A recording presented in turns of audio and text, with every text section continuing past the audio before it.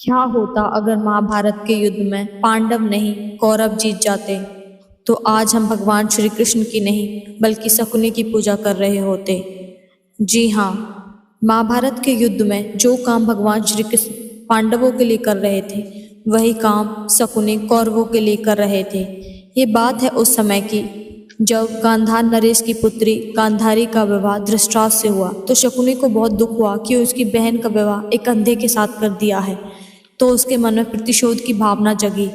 परंतु गांधारी मांगलिक थी। कुछ समय बाद ये बात गंगा पुत्र भीष्म को पता चली और उसने गांधार राज्य के सभी लोगों को कारावास में बंद कर दिया। उनको प्रतिदिन एक मुट्ठी चावल दिए जाते जीवित रहने के लिए।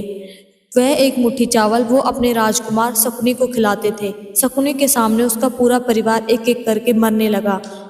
अंत में शकुनी और उसके पिता ही जिंदा थे। पिता ने कहा कि मैंने और मेरे पूरे परिवार ने सब कुछ छोड़कर तुझे जीवित रखा है, तुझे हमारा बदला लेना है। जब शकुनी बाहर जाने लगा तो उसके पिता ने उसके पैर पर लात मारी और उसका पैर तोड़ दिया। शकुनी ने कहा, मैं तो आपका पुत्र हूँ, फिर ऐसा क्यों किया? तो उसके पिता ने कहा कि मुझे पता है तुम्हारा कैसा व्यवहार है। तुम बाहर जाते ही सब कुछ भूल जाओगे। तुम भूल जाओगे कि तुम्हारे परिवार की कैसे मृत्यु हुई।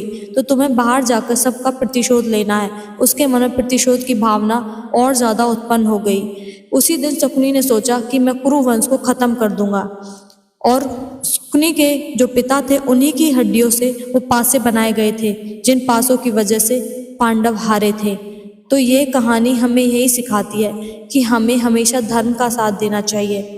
प्रतिशोध की भावना को त्याग कर दूसरों को हमेशा माफ करना चाहिए, क्योंकि प्रतिशोध विनाश का कारण बनता है।